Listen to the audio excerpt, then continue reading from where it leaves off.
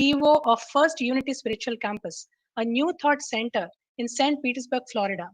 She's a founder of the Institution for Leadership and Lifelong Learning International, an internationally recognized speaker, radio host, practicing shamanic healer, and author of several books, including her critically acclaimed books, When Did You Die? 8 Steps to Stop Dying Every Day and Start Waking Up. She shares her weekly inspiration with her listeners on the radio show, The Intentional Spirit, on Unity Online Radio. She spent 13 years as a motivational speaker across the United States with various companies for a variety of clients. Passionate about life rights, gay rights, animal rights, and human rights, Temple has created various movements to both educate and advocate for the voiceless. Some of them are the Global Peace Workers, the Life Rights, the Sophie Project that rescues and rehabilitates dogs and cats, and the Institution for Leadership and Lifelong Learning. Temple is recipient of many awards. Like she was nominated as an All-American and elected to National Softball Hall of Fame, elected to Outstanding Young Woman of America, International Who's Who of American Professionals, National Association of Professional Women, the People of Distinction, Humanitarian Awards, and awarded an honorary doctorate degree of Humane Letters. Her life and her teachings are example for others to live a full and healthy life and to wake up and stop dying every day. She's a board member of PSSM Global, guiding the team and adding her energies. She is here with us to talk about the power of heart. Hearty welcome, Temple.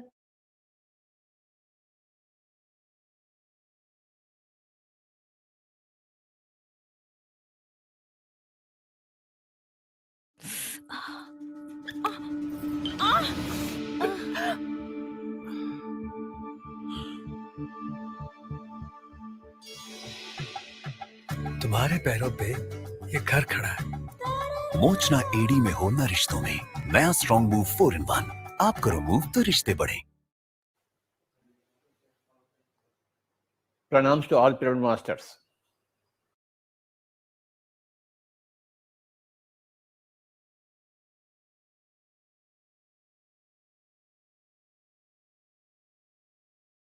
Board was put only in 2011 in Atlanta. That's where we bought our new home and Else's company. So music and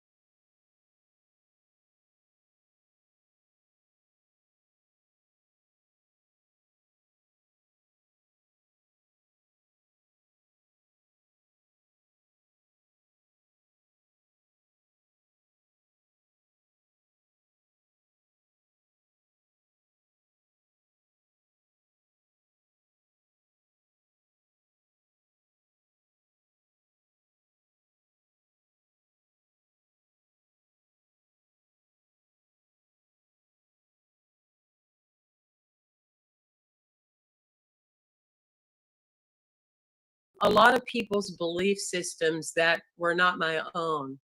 And in many different ways of looking at life and many philosophies and many religions and many levels of spirituality, I think we can all agree that it's done unto us as we believe. And so the waking up for so many people, the necessary aspect is for people to wake up to ask themselves, what do I really believe? And in what ways am I practicing and modeling those belief systems? And that was huge for me in recognizing that within myself, I had to have a great resurrection. I had to die. I had to come into a new awareness that for many years in my life, I had not lived a life that was my own.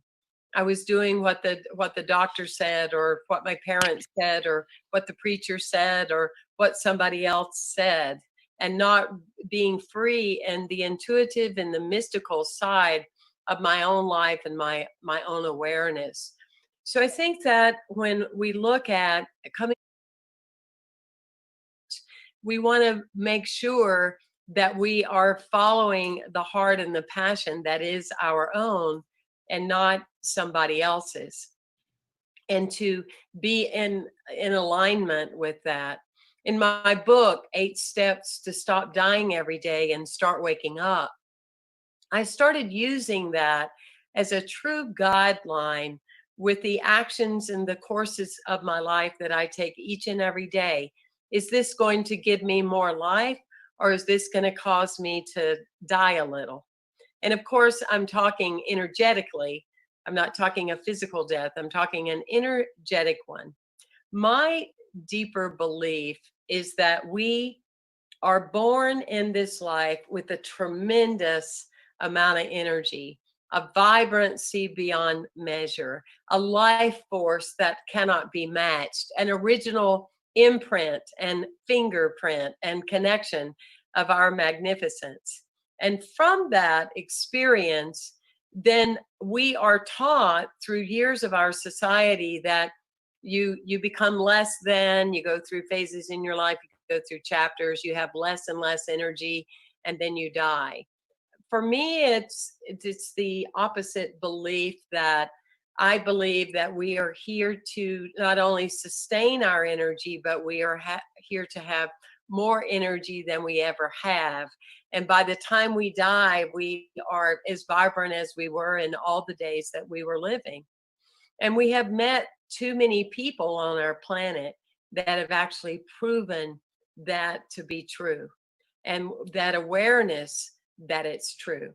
But it's about waking up dying old belief systems so we can really ask ourselves, why do I believe this? Who am I listening to rather than myself?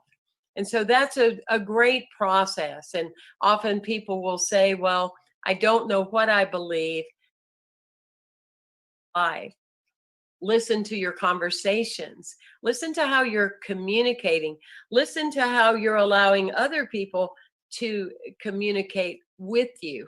And that's a clear sign and a clear telltale to what you believe, because everything you look at that's in your life, you have made an agreement for it to be there. And so if you have less energy in your life, then the question is on you, not the singing, the animals are dancing. There's so much life around us to be had. So if you are lacking energy, it's not the universe, it's not nature, it's the fact that somehow something within you is closed off, something within you is not opening up. And often it can be as simple as that you need to go into a vegetarian lifestyle, because I really feel that we are not created to eat things that are not plant medicine, you know. And so we just come into that awareness and whatever tools that we need to look at where is our energy going.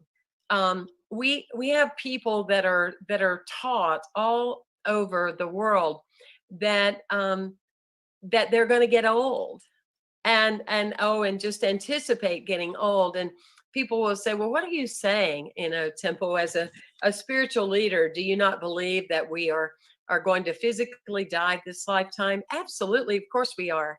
Unless somebody comes up with a magic pill, we're definitely going to die this lifetime. We're going to die. There's no doubt we're going to have a physical death. But what I'm saying is, energetically, we don't have to die at all. Energetic, we can be a 12, 15, 30-year-old in an 80, 90, 100, 110-year-old body, right? But we have been taught that. So I believe in aging, but not getting old. And when we look at people of any age, whether they're 20, whether they're 16, whether they're 30, whether they are 90, when you look at people and you identify them and your instinct tells you, wow, they're old. Oh my, they're already old. We know that that is not measuring of years. It's about somebody's inability to wake up and truly live. I have a good friend of mine that on Easter Sunday, so April 12th of this year on 2020, one of the greatest resurrections that we've ever lived on our planet, my good friend asked me to marry him and his new bride. He's 91 years old, as is she. They're 91 years old. And someone said to her along the way, they said, I noticed that you're starting to lose weight. Are you okay? Are you all right?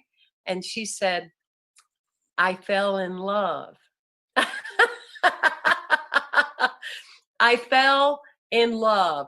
And we did everything. I mean, we're talking wedding dress, we're talking flowers, we're talking celebration, we're talking energy, because that is what life is designed to be. Life is designed to be for the continuation of the living.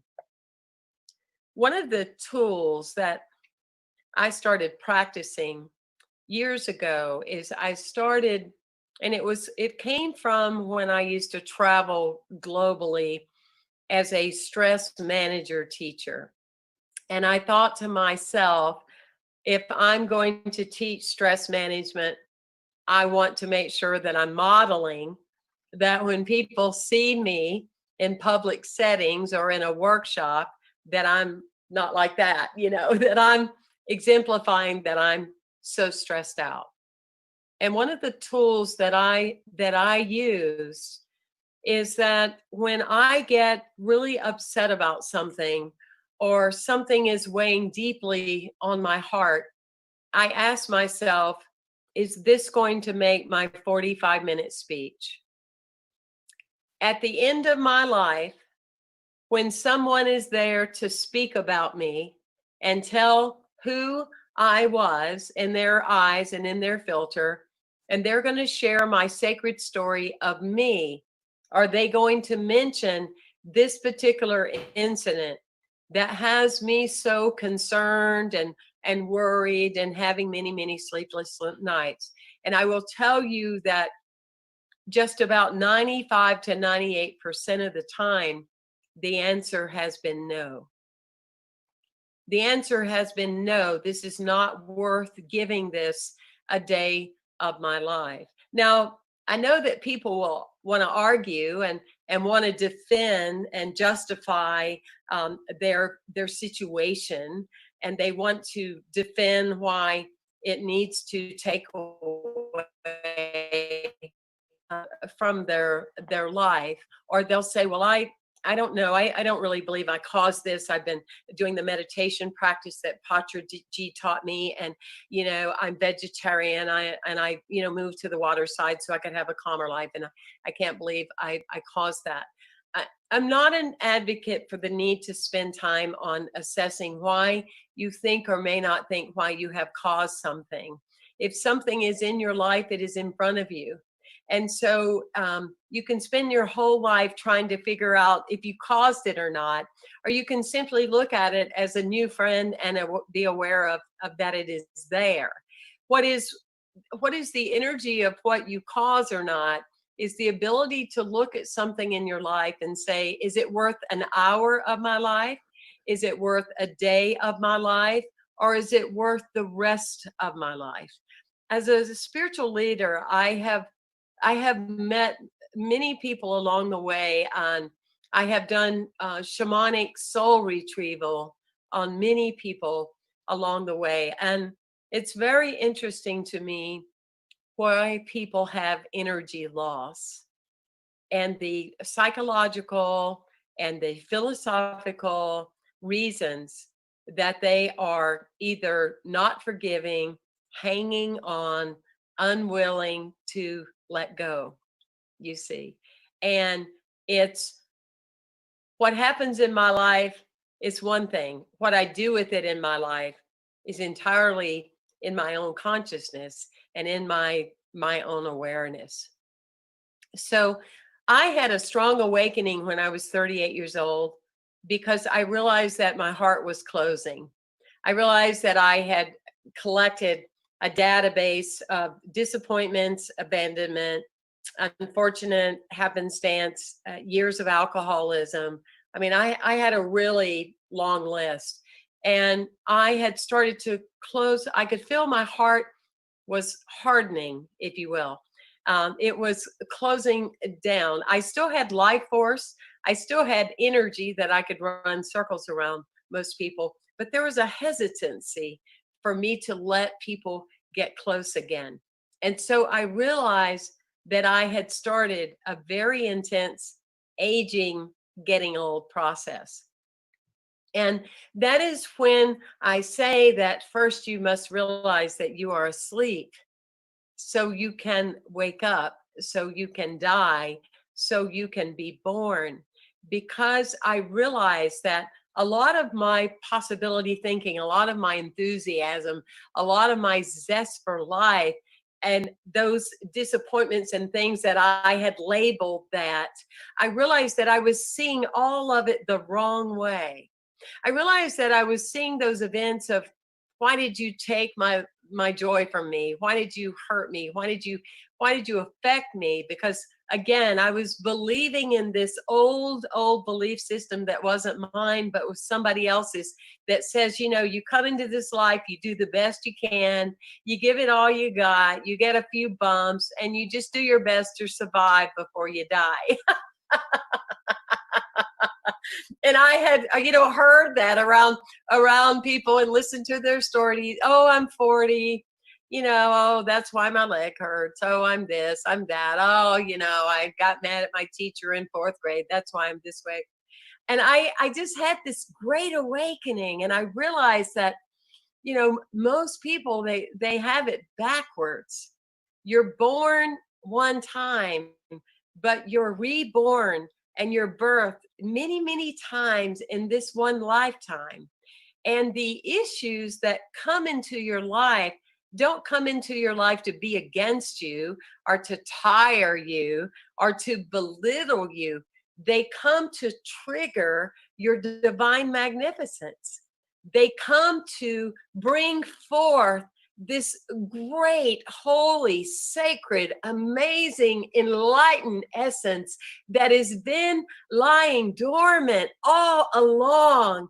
And often it's a big thing. It's a big issue. It's a big traffic accident. It's a big drug addiction. It's a big your child doesn't love you. It's a big something. It didn't come to close you up. It came to open your heart. It came to awaken this essence. It's likened to the story that I heard along the way that forever ago, when there were some soldiers coming in and they were coming upon a monastery, and they were coming upon the tribes. The Buddhist people had a beautiful gold Buddha, and they covered it up with clay, layers and layers and layers of clay, this precious, precious gift. And they had it, and it was hidden for hundreds of years, until one day along the way, a group of people were together, and one fell or something. It's been a long time since I told the story, but they became aware that there was something up under there. And they started digging and digging and digging, and they found that gold, precious Buddha. And so wherever you are in your life with the challenge that you identify at this moment that is so big in your life, it's because you're big and you're not totally in your life. And it has come to shock and awaken you, to chip away all that clay that is preventing you from being this incredible person. And I invite you to do this exercise because I promise you, if you will take the time to do it, it will be transformative. And you may want to, write it off, because we think everything is supposed to be complicated. And this is a very, very simple exercise. I want you to go back, and every 5 years of your life, I want you to write down the events that you have in your mind as a story that kept you from being something, doing something, having something, achieving something. And I want you to take the time, take an afternoon to really get into this incrementally every 5 years. What do you feel kept you from something, from doing something, from being something, from achieving something? And write that down. And then I want you to go back, and I want you to look at it from an open heart, not a closed one. I want you to look at it from a fresh set of eyes, as if you were born right here and right now. And I want you to visit every one of those stories.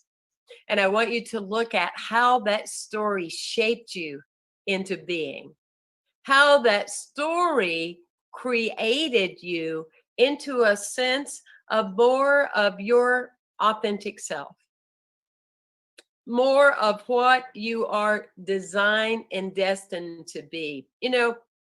Another example of that is that, so many people are on this pity pot of, 2020, we, oh my gosh, we had COVID, and, and now we have racism and yada, yada, yada. And it's the same belief system of, let me collect the stories that explain to me why I can't be something, why I can't do something, why I can't have something, and why I can't achieve something.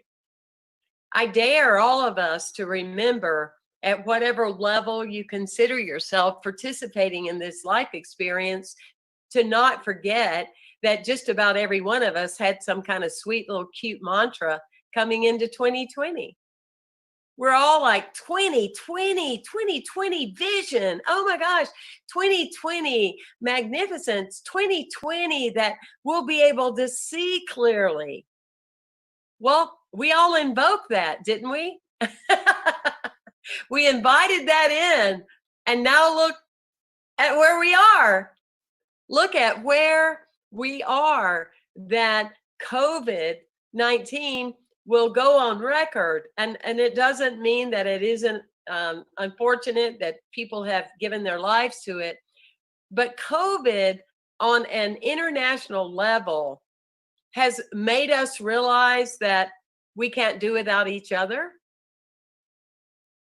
Though many of us know that already, often our hearts may not know that we cannot create walls to separate us, that we are one. We need each other. If the butterfly is flapping its wings in Australia, it affects the United States. If we're doing something in the United States, it's affecting all my brothers and sisters in my love in India, or in Paris, or any other part of the world, or in any walk of life. We're being affected by that. It made us realize how small we are, really. And it also, probably for the first time in my human life, forced people to stop, to have the great stop, in order to have the great awakening. And when I was speaking to Patraji on the weekend of Easter, and we were talking about how this is the greatest resurrection that we've ever had. It's been amazing listening to the stories from people all over the world talking about how this time out, or time in, preferably time in, and just changing the pace of busy making, and always having the next place to be and go and do, and identifying with all these false labels and credentials and all that stuff. It's brought people into this place of, a lot of them are going, I don't want to do the things I used to do. I don't want to participate in what I used to participate in. Oh, by the way, they didn't have hamburger at the grocery store, and I'm going, yay. And they say, so I've chosen to look at right now becoming a vegetarian. That's what the space of change can allow us. That's what the opening of the heart can allow us as we change the narrative of our lives. We welcome what comes before us. We don't get into the illusion of controlling it. It's so interesting to me because people continue to say, when are we going to open again? When's our spiritual center going to open again? It's like, have no idea. Don't need to know. Our hearts are open. That's what we need to know. Our spirits are learning. That's what we need to know. We have more life than we've ever had. That's what we need to know.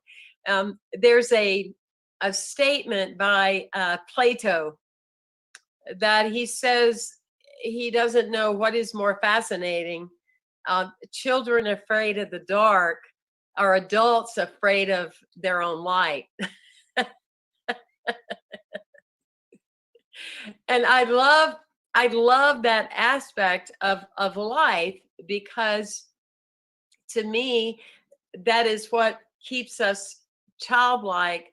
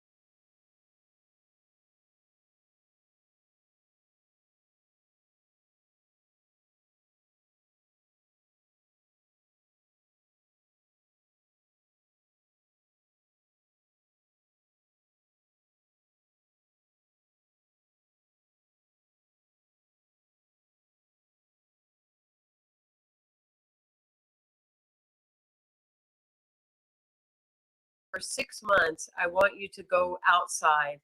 I want you to put your feet on the ground. I want you to be in nature and then come back. And the man was healed. The man was absolutely healed.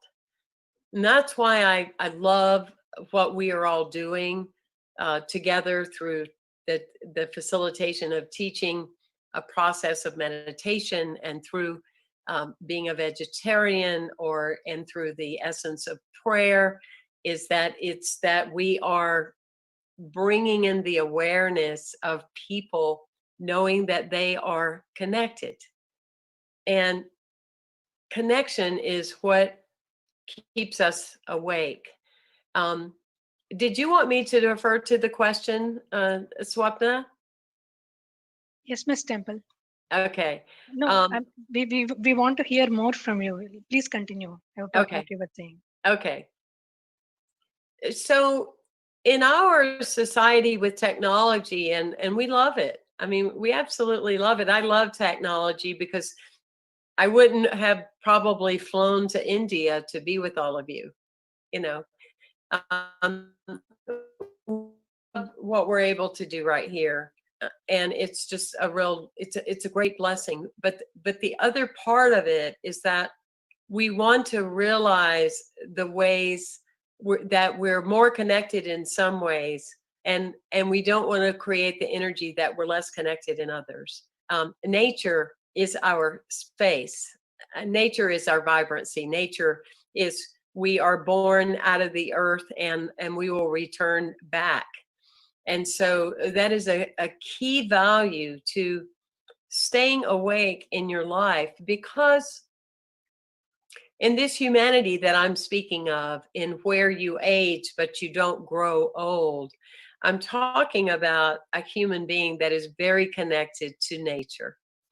And anytime you begin to feel somewhat limited, or your resources are small, or very little is available, you want to have a connection that brings you back to a place of believing in wholeness and believing in infinity. And when you are out near water, when you are out near the ocean, when you are near a lake, when you are looking at the visual of water, when you are out in the mountains, when you are seeing a flower that has 42 colors, and it takes it doesn't take your breath away, it gives you breath, then you are mindful in that moment of that infinite grace, that you have everything you need inside of you to come to a space of a new idea, of a new way of visualizing, of a new experience of what is possible in your life. And it's the willingness to allow. Somebody asked me one time, aside from the obvious of meditation and prayer,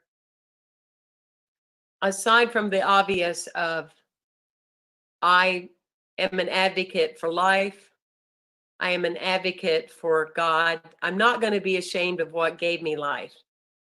I'm not going to keep God in the closet. I'm not a homophobic God person. I'm not going to be ashamed to talk about what has gifted me with this life. But aside from all of those things, somebody asked me, what would you say has been one of your deepest awarenesses or accomplishments of your lifetime? And my answer is still the same. Somewhere along the way, I have become comfortable with myself. I have become comfortable with myself. And what that looks like as far as a practice is that you are really living in a way of likened to that of Buddhism, that you're into a place of detachment, not attachment. And there's an okayness and a permission to say, you know what, I really know very little. I mean, my best learnings is when I have known I really didn't know that much. Um, it's the ability to incorporate the gentleness of like a childlike nature of being comfortable with yourself, because there's no one you need to please.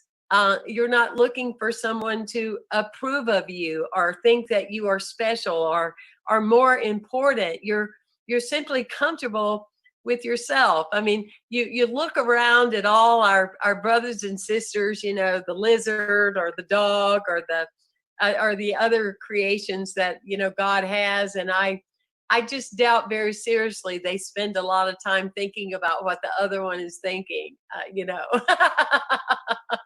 until they see us humans coming. Now that would be discerning, but to me, that is the best gift of spiritual practice. Is when you become comfortable with yourself. There's nothing you're going to face that's going to cause you to lose yourself. No, it will create a space in which you gain more of your connection to God. There's not a person that's going to deny you or turn away from you, because here's the thing: the people that don't see you are leading you to the people that do, or the people that don't see you are forcing you to see yourself.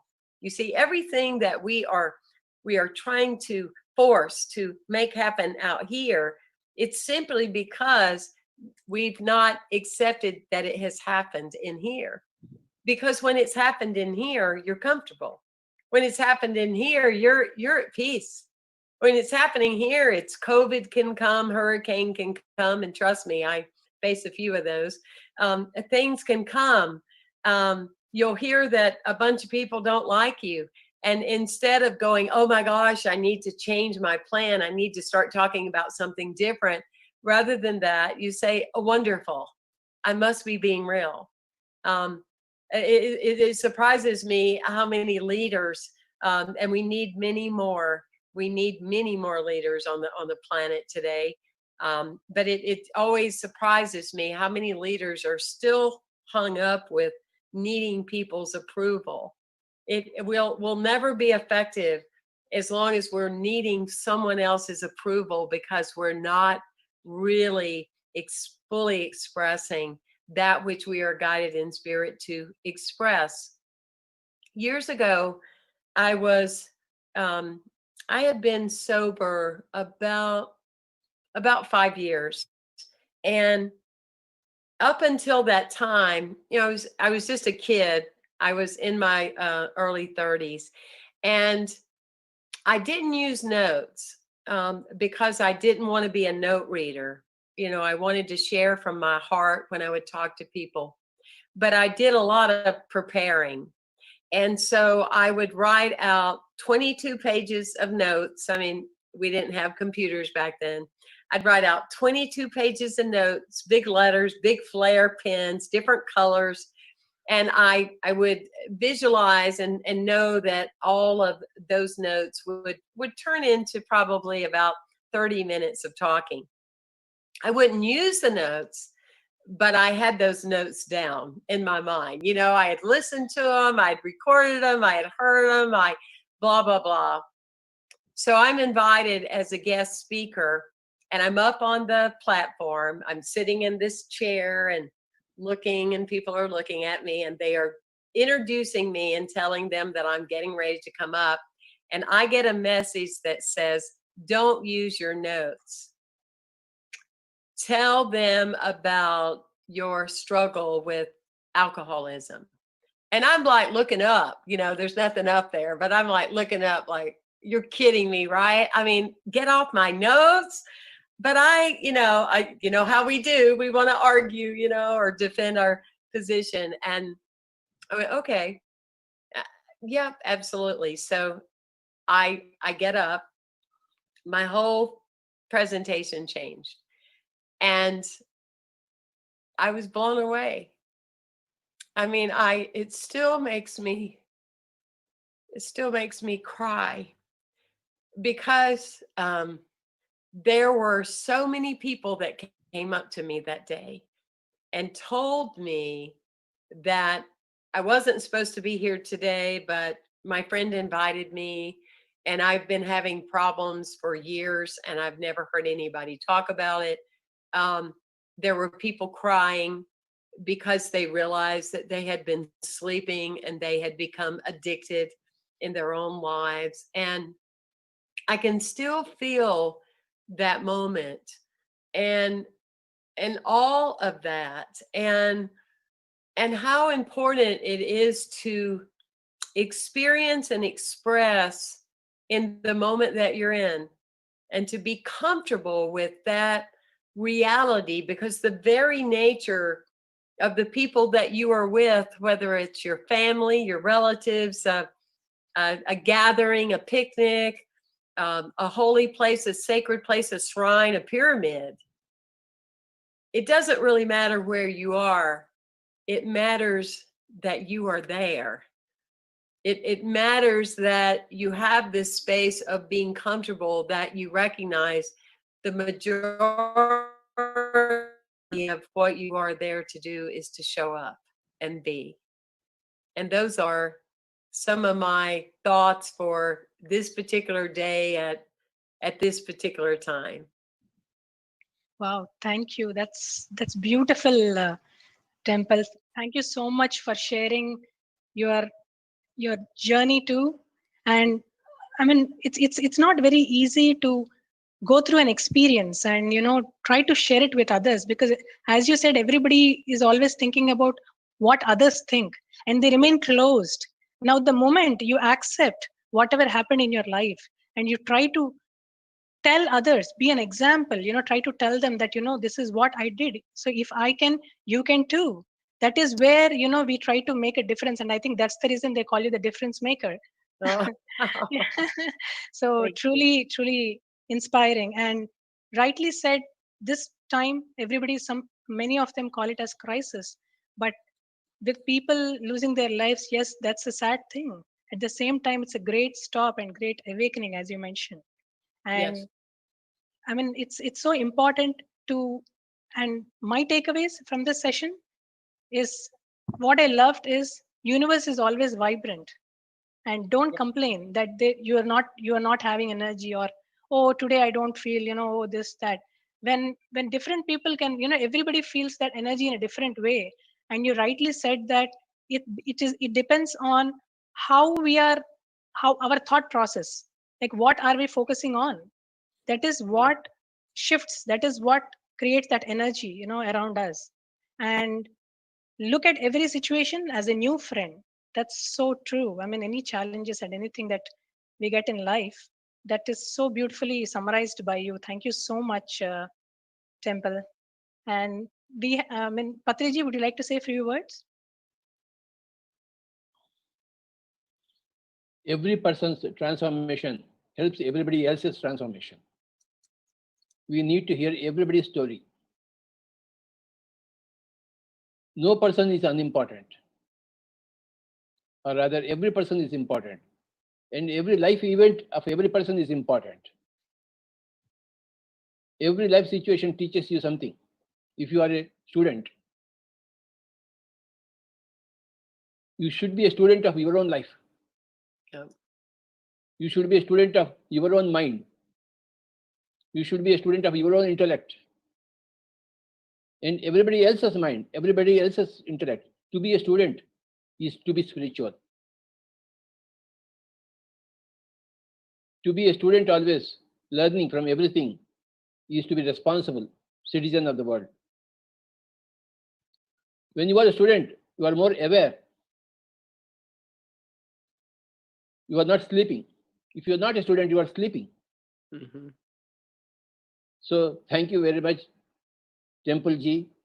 I had Yeah, a very nice Temple time Ji. with you in Florida last year, I think so. And I look forward to meeting you always. And women are the leaders for the whole world right now. Men have to take a back seat. You know, the word she includes the word he. And the word woman includes man. Hmm. The word man does not include woman. The word he does not include a she. She is a total picture of everything. She is important. First comes she, then only a part of she is he. The very English language words are very beautifully laid out.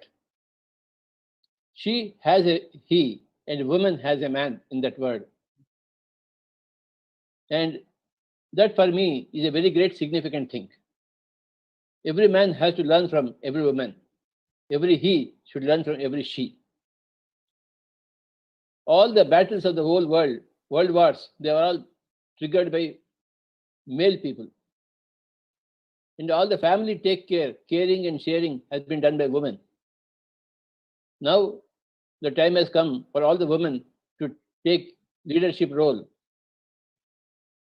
for the running of the whole world, not just running of the family. And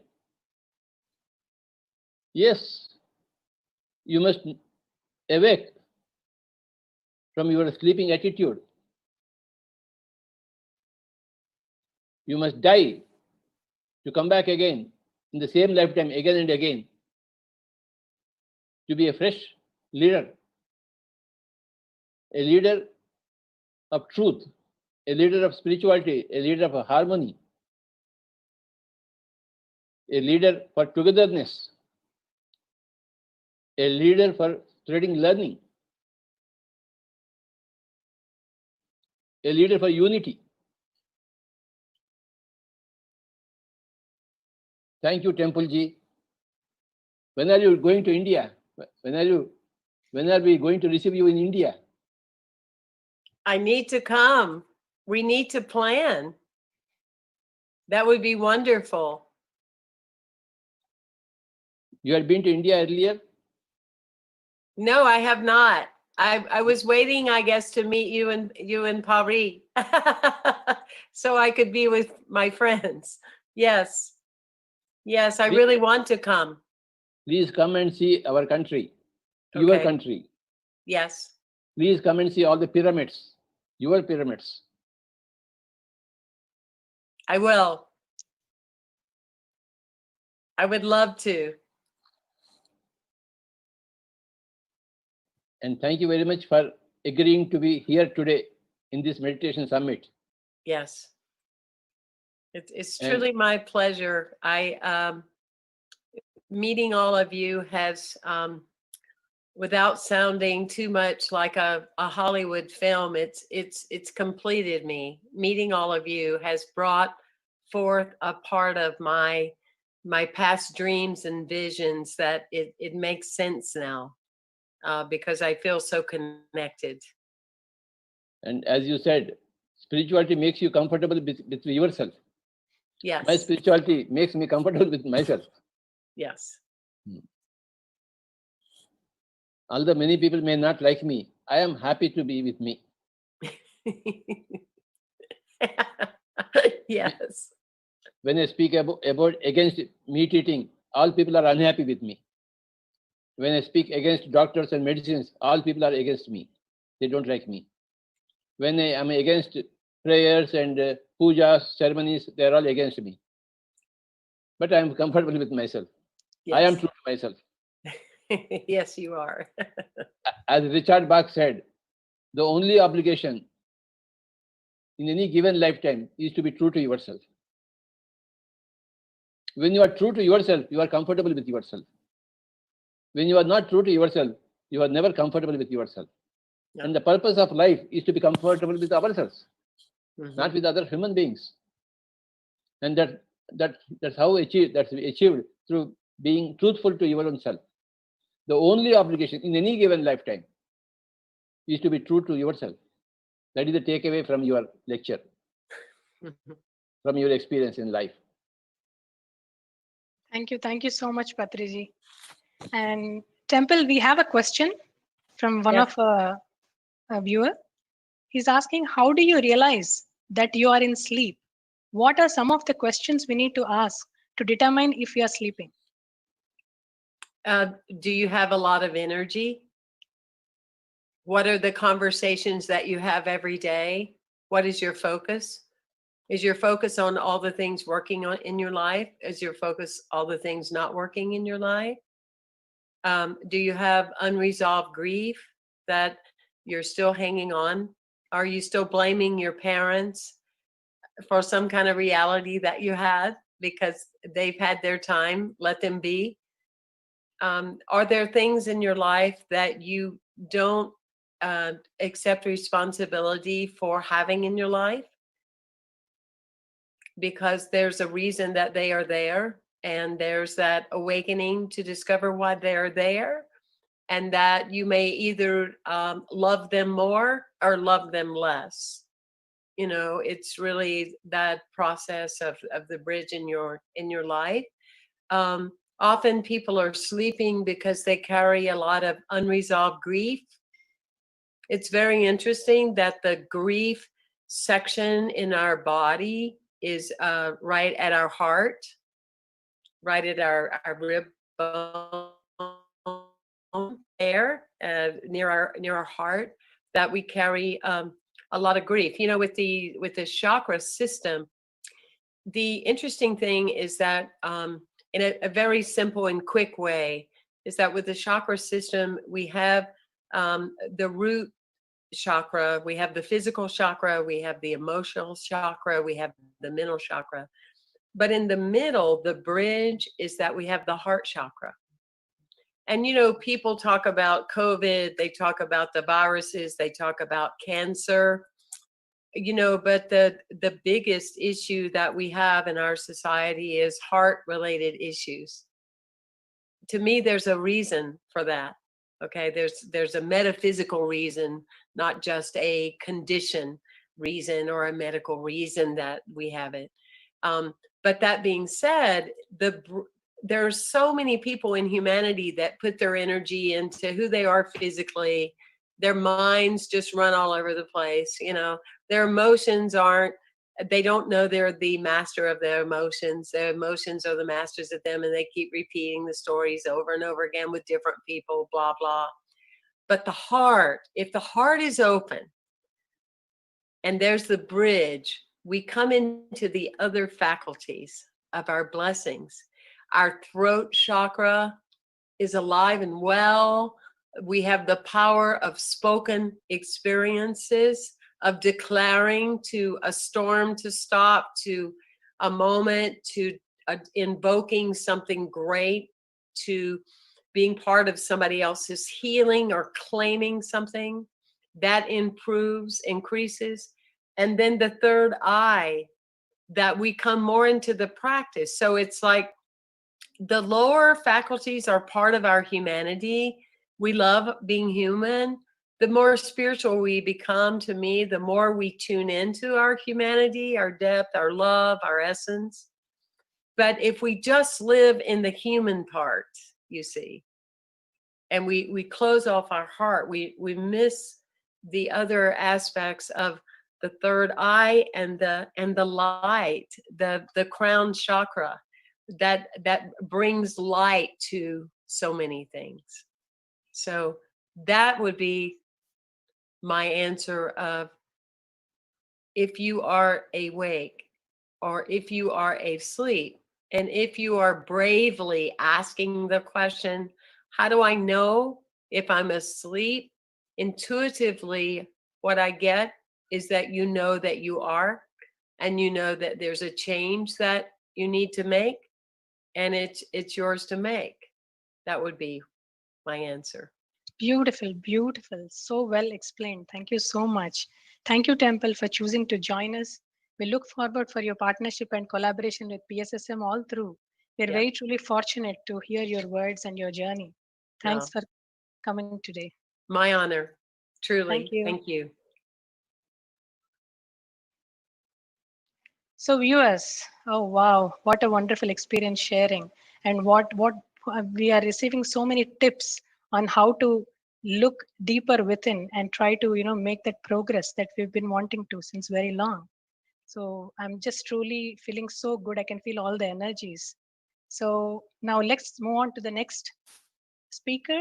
I now request Sheetal to take the summit further. Thank you, Patriji. Thank you for staying up late and gracing this show. Thank you. My job, I have to do. Thank you, Swapna. I was just asked her to listen Temple's experience and wisdom, what she's carrying. What an amazing lady she is, and doing so much work to bring peace onto this planet Earth. Thank you, Temple. Namaste, Patri sir. Namaste again. Friends, are you feeling the high energies? Yes, I am feeling it. Let's amplify even more with our next speaker. Yes, women can fight battles. Women can fly into space. Women can lead. Women can do anything you can imagine. And here is our women empowerment coach, entrepreneur and corporate leader, and our speaker, Pari Patri, who is helping women to move mountains. Pari has been practicing and teaching meditation since she was 5 years old and has had an opportunity to learn from many great grandmasters from all over the world. She devoted many years to learn about pyramid power and spiritual science, all the spiritual science.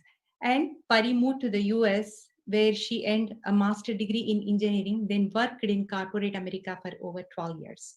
She was very successful in the corporate world and created a great network and reputation.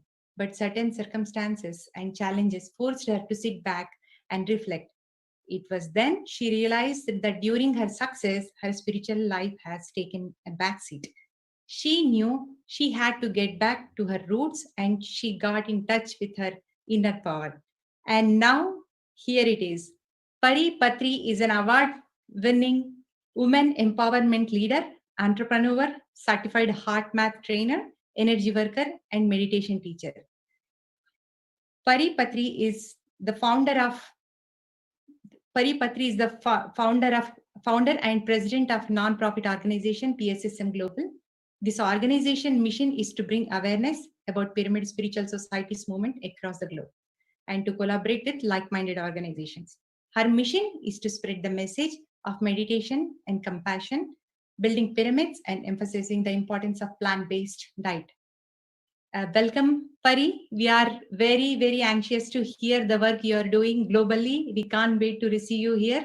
And also, I just came to know that you came with a surprise guest today, and the stage is all yours. Thank you, Pari. Thank you, Sheetal. It was an amazing introduction. I'm just amazed with everything that happened this morning. It was a wonderful session. Thank you, Father, for staying up so late. You always do not. The one thing, the fixed mindset that you have and you are projecting out is that you never cease to amaze. You never cease to surprise us. You never cease to inspire and motivate. That is your fixed mindset or the projection that you are doing every single moment, which is pretty amazing. I just called my mother and I said, please ask Father to go to sleep.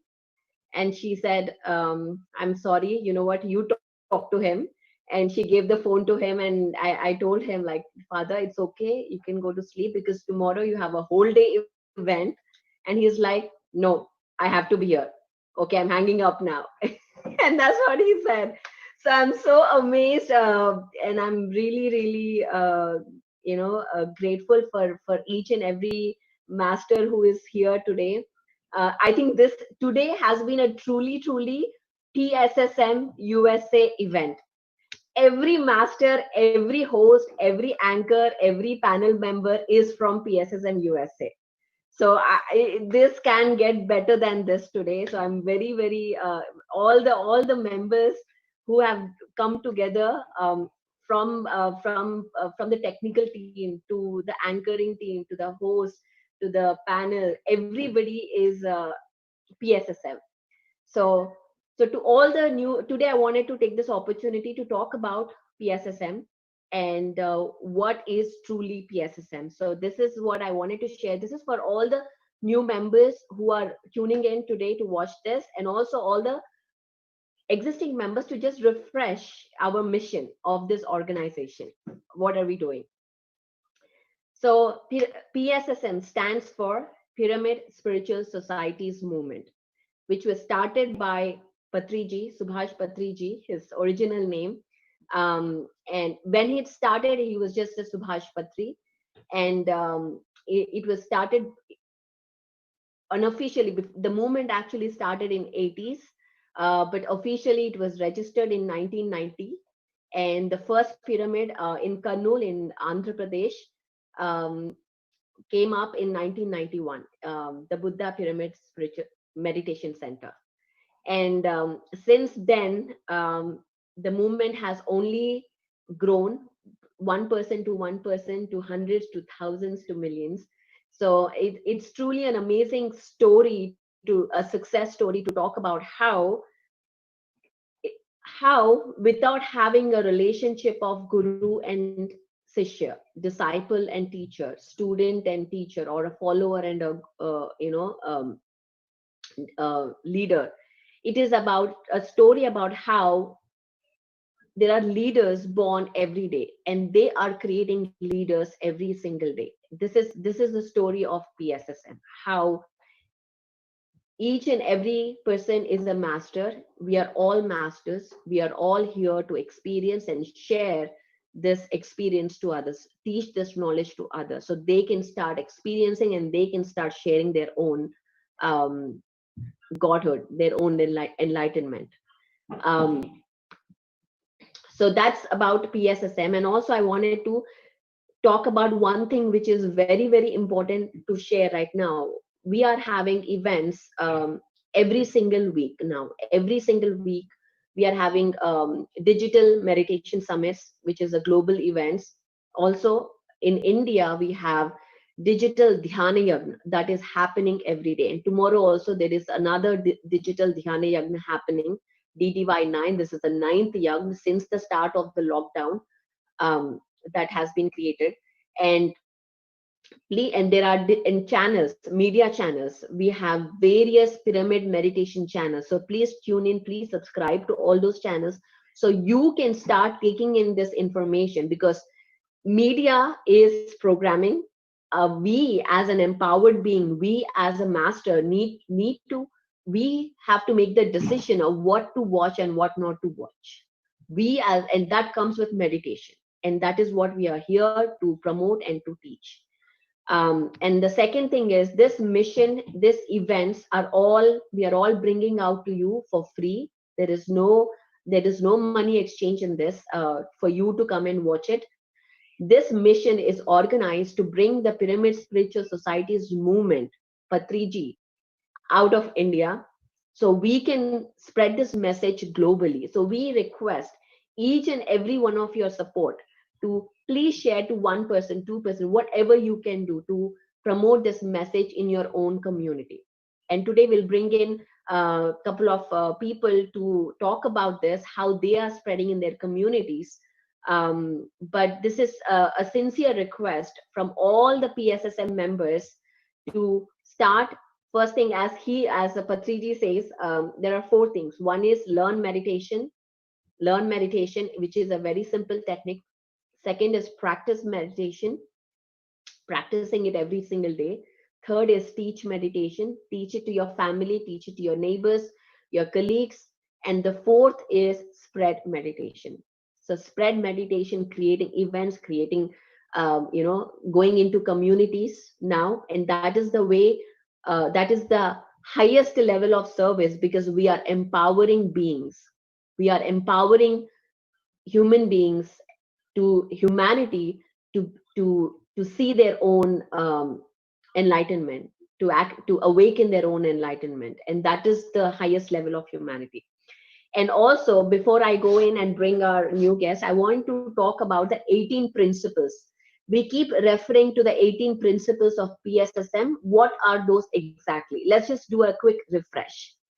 Okay, the first one is meditate in the right way. So the meditation that we teach, which is the Anapanasati. Ana means in breath, Apana means out breath, Sati means union. Anapanasati is the most simplest meditation. You do not need any difficult asanas. You can sit in a very comfortable position anywhere you lie. You can meditate anytime you want, before taking a shower, after taking a shower, any time of the day. Choose a time that works for you, and choose a position that works for you, and just meditate. So that is the number one principle, is meditate in the right way, which is just observing your breath. No chanting, no visualization, no God, nothing. It's just you and your breath. There is no religion, no cult, nothing. The second is reading spiritual books. It is very important for us to consume. We are all what we consume. It's not just the food that we eat. We eat the things that we see, the music that we hear, the words that we choose.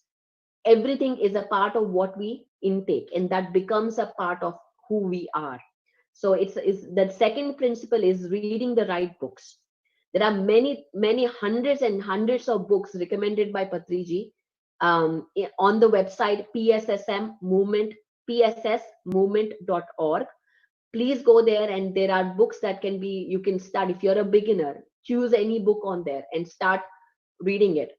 The one thing that if you are not a book reader like my husband, then just buy those books and put in your house. Keep looking at that books every day. Keep that book wherever you see, because one day you will get up, you will pick up that book and you will read it.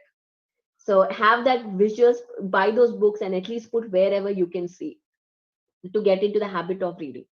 Third one is exchange meditational and spiritual experience. And this is exactly what we have been doing. And this is the whole mission of all the pyramid meditation channels, is to share each and every person's meditational experiences, transformational experiences to you. And we want to hear your experience as well. So if you have an experience to share, from meditation reading or any transformational experience that you want to share, please send us your information to pssmusa@gmail.com, so we can reach out to you and we can bring you on to share that information to the world. Now, the fourth one is spend each time in silence, every day in silence, without gossip, without judging others. Save that energy so you can utilize that energy into doing more, the work that will really benefit you, which is doing service towards humanity. So that is the fourth principle, is spend, instead of doing gossip, instead of judging others, instead of choosing words that you do not mean. We all talked about how to be true to ourselves. If anything that is not true to yourself, you do not have to say those words. You do not have to agree to conversations which you do not need to be a part of. You can absolutely create your reality. That's today, Indrani from today's morning, she shared such a beautiful experience, and this is the message. She is implementing in her life, and this is the principle of PSSM. The fifth one is utilize full moon meditations. If there is a full moon, it amplifies our meditation. So make sure you arrange full moon meditations in your houses. Bring your neighbors, bring your community members, and arrange full moon meditations in your own cities and towns. And now we can reach out to more people using Zoom, using online platforms. So this is a whole shift that has happened to connect to us globally. The next one is pyramid meditation. Using pyramids for meditation is one of the most important principle for PSSM, is utilizing the energy, the sacred geometry of pyramid to amplify our meditation, to remove the toxic energies from our houses. There's a whole science and research on that. If you again go to pssmovement.org, you will find more information. The eighth one is give up meat, switch to plant-based food. No fish, no meat, no birds, anything which has a physical heart. We ask you to stop eating that and switch to a complete plant-based food diet, so you can start elevating your consciousness, raising your vibrations, and get amplified effects in your spiritual life, in your physical, mental, and emotional resiliences, in all the different aspects. So that is one of the, again, one of the most important principle of PSSM. Ninth principle, spend time in nature. Temple just mentioned about it. Uh, Going in hiking, forest, waterfalls, just spending more time in the nature is highly beneficial, is one of the principles of PSSM. And the next one is, there is no spiritual clothing. There is no specific way that you are supposed to look like this. You are supposed to be this way, or specific rituals for a pyramid master. You can be who you are. You can be just you and just meditate. And that's the next principle. The 11th principle is teaching meditation to your children, because that's how we start creating our own future for the planet, is teaching meditation to our children. Learn to live as masters, not as disciples. Be a Buddha. That is the most that is the statement that is used in all our programs and by Patriji, is be a master. Be see yourself as a Buddha, as a Jesus, as a Krishna or a Rama, because that is how you would perceive your, you would face your lives, you would have your perceptions and create your reality. How would a Buddha react to a situation like that? So live, act as if you are already a Buddha, as if you are a Buddha and you are that. And the next one is, one of the things that all the pyramid masters do is, teaching meditation requires no exchange of money, no exchange of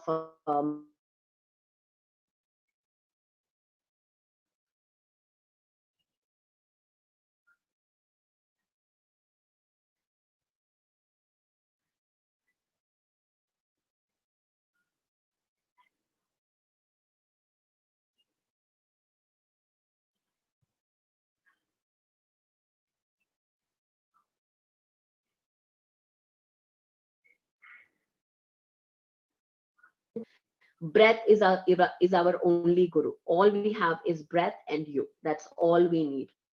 And there is no leaving of your houses, your families, and going to Himalayas or Jerusalem or anywhere. You can be in your own life practicing. Is exactly the statement. We are experiencing human lives being a spiritual, we are spiritual beings having a human experience, and that's exactly what PSSM is about.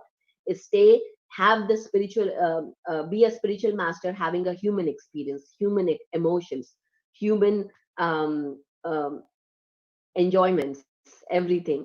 And the last one is, but there's one before that. Establish pyramid meditation centers in all villages, towns, and cities. So we request, if you have a community, if you want to start creating a pyramid center, please reach out to us. Again, you can send an email to pssmusa@gmail.com or support@pssmglobal.com to get more information about how can you get started, what can you do, how can you bring people. So we have many masters here who are ready to support you in your process. So establish pyramids, and if you want to build a pyramid, we have a lot of support for that as well. We need more and more pyramids in USA.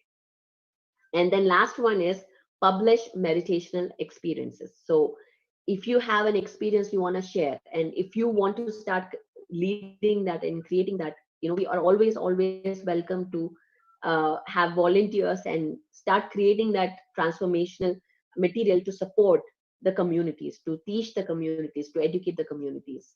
So it is when we give ourselves permission to share our experience, we give others the permission to share their experience. So please come forward, share your experiences, and any support that you will need, we are always here. So these are the 18 principles. So for everybody who are here, whether you are a pyramid master or a new master, this is just to refresh the guiding principles on how the PSS movement has been built. So thank you. I just wanted to mention this, and before we move on to the next section, I want to bring on Queen Itasha. She is our PSSM master, and I wanted to invite her to share a couple of minutes about who she is and how her involvement with PSSM. Okay, you have to unmute. Hello. Hi. My name is Queen Natasha, as she stated. Hello, Patrici. If you're still with us, if you're with us still. Hi. It's so nice to see you all's face today on this beautiful sunny day here in the U.S. And thank you for staying up, Patrici. I know it's almost 3 o'clock in the morning there. Thank you for being so dedicated in your work. You really motivate us to do better. Absolutely. It's such a pleasure to be here and be one of the directors for PSSM Global, and just to touch on some experiences of mine as a meditation master myself, just stepping into the different levels of consciousness through meditation. It has been such a great experience for me, simply because I'm one of those kind of people that have high energy all the time, exerting so much energy on things that is simple things, but some people may not look at it as a big deal. But for me, I exert a lot of energy on different things. And oftentimes I have to find myself just taking a moment to just breathe and have a moment with myself. Definitely want to bring the attention to a vegetarian diet. I cannot stress to you how important it is in the color community, especially. I'm not saying that no one else should do it, but people in the United States, especially people of color, have been truly misled for such a long time. And the attention has been on Black Lives Matter. But I want to bring attention to the fact that every life matters. And granted, we all have the same opportunities as far as decision making. So when it comes to wanting to make excuses, there aren't any excuses you can make, no matter your color, no matter your upbringing.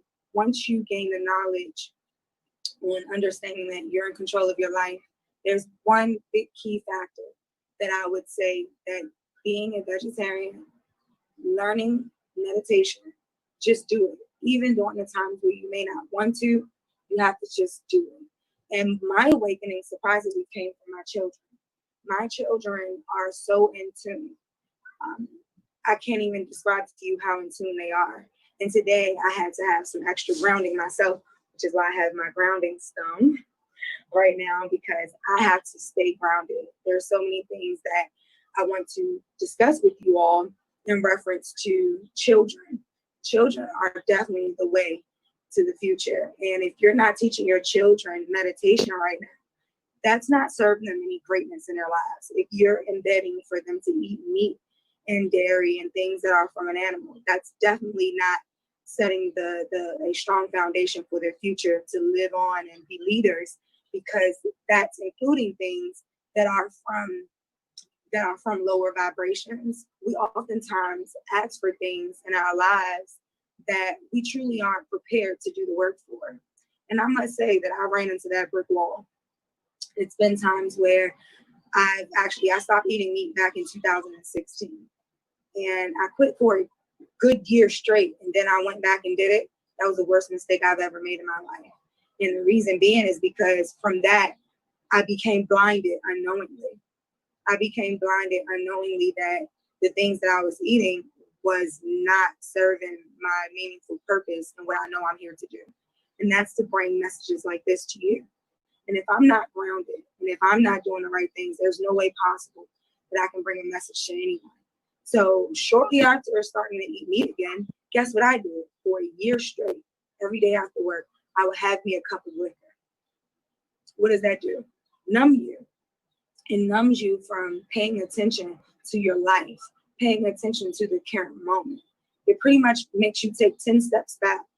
And if I were you, and you know someone who does drink often, or they smoke marijuana often, or they do things that do not serve them, I highly recommend maybe showing them this video or looking up some information that may be helpful for them to see that there are many, many people around the world that are doing things to change their lives using meditation, using vegetarianism. And also, let's bring our attention to the wonderful pyramid.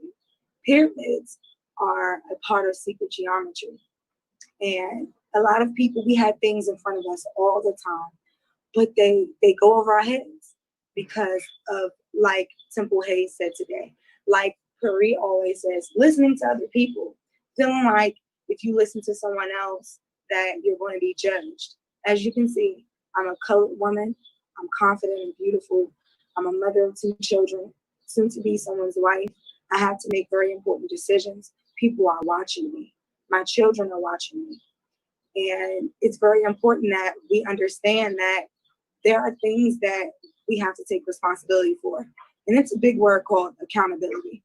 Accountability is my favorite word. It's something that if you have a notepad, if you have a dry erase board like I do in front of my bed instead of a TV, write the word accountability on your board today. That's my challenge to you. Because accountability to me means a lot, because it's positive and it can also be felt in what people would consider a negative way, because that means that you have to take accountability for the part that you play in your life. And I'm gonna be honest with you, the longer you wait, the harder it's going to be to swallow that pill of accountability. Accountability means that you understand that you are in control of your life.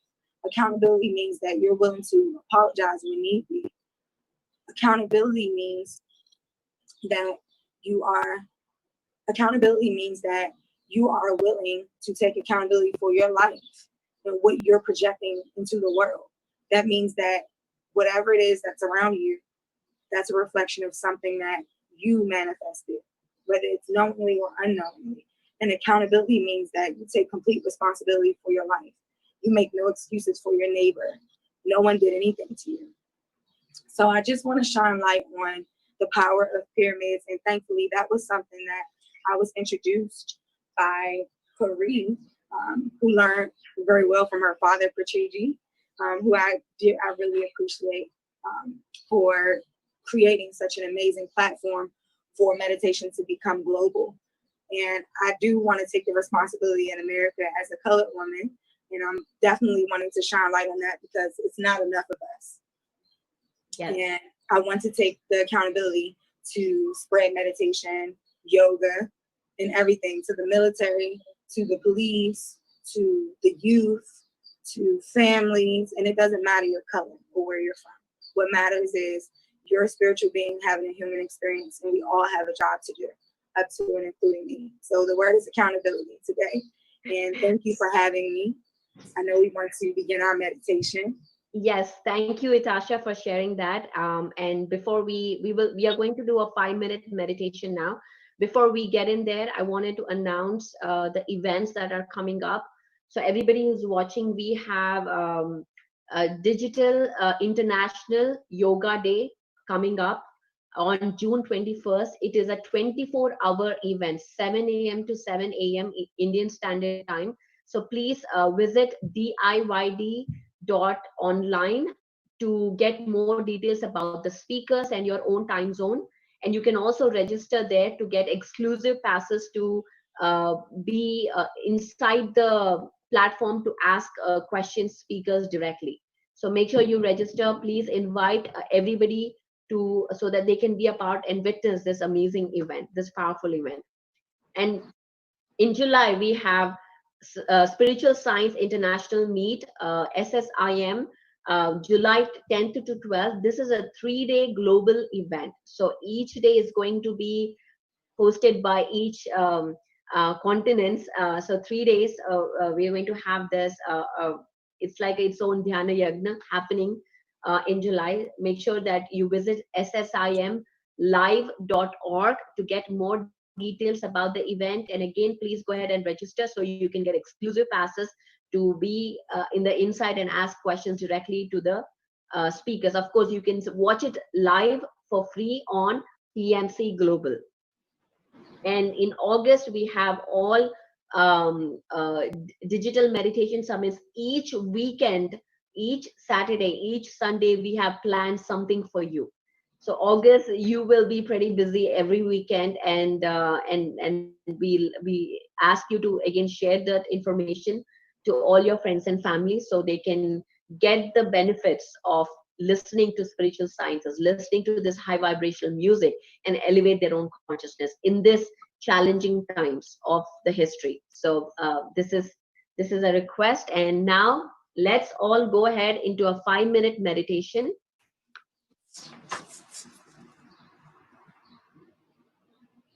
Sit comfortably wherever you are. Just move your body just a little bit to balance and find the right position. And I would ask all the masters to switch on their cameras.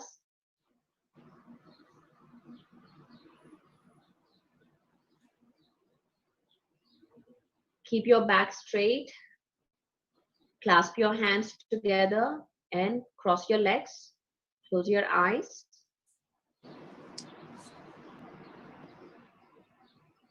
Just focus your breath. Focus your attention on your breath. Inhale. Exhale.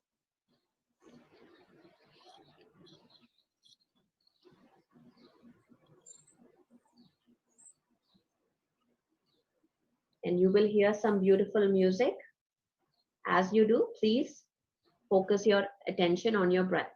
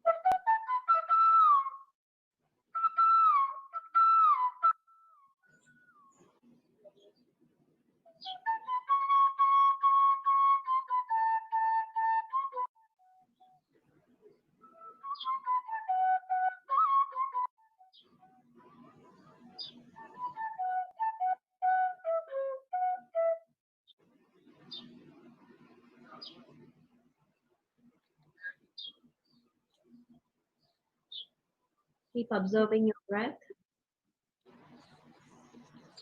1 minute more.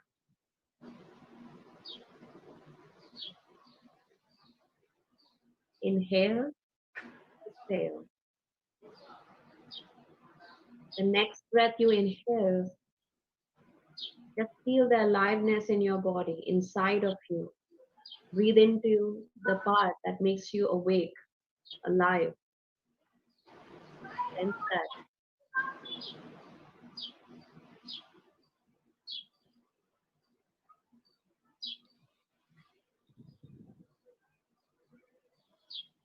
$30.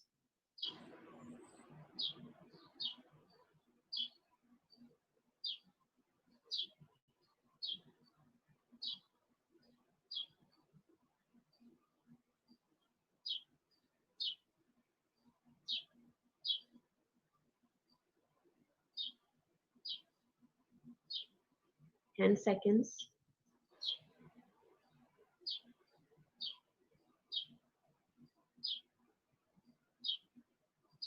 5, 4, 3, 2. Please place your hands on your eyes and for 5 seconds.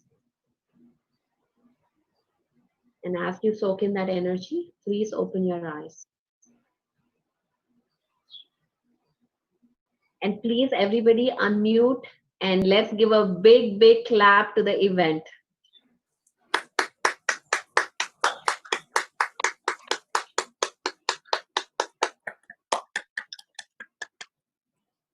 Admins, can you turn on our cameras? Yes, Sheetal, please go ahead and let's give our gratitude to the whole team. Thank you so much, Pari. It was really wonderful session from morning to evening. And I would request Jairam to come and conclude the session. Jairam, over to you. All right.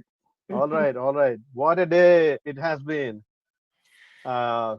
We started planning about this for last 5 weeks. I think we were in discussions, and then suddenly now the event is over and very, very successfully. I think the most important thanks and the big thanks should go to the giant figure, Patri sir. Sir, it is 2:15 a.m. Just in case you need a reminder on the time. Early morning, you sat through all the day with us, and you had an extremely packed agenda. You were traveling. Yeah. So I don't know how you are doing it. And tomorrow, Patri is already scaring that tomorrow there is a full day event that you are going to be organizing again. So